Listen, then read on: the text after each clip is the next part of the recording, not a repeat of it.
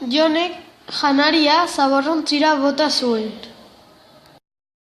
Behin batean, eskola bateko umeak jolastorduan 11-takoa jaten zeuden.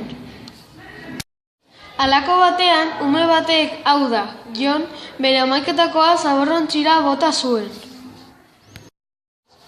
Ondoren, inguruko haurrek hau ikustean esan zioten, baina Jon, nola botatzen duzu janaria?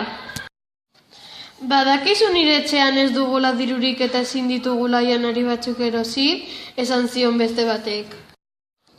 Eta orduan, hori entzuterakoan, ume guztiak eztabaidatzen hasi ziren, eta Jon hori txerte zegoelaz konturatu zen.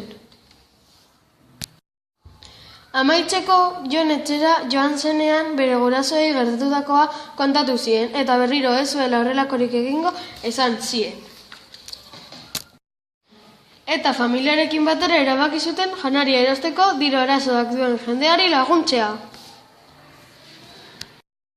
Eta egia ala gezurra begien arteko sudurra.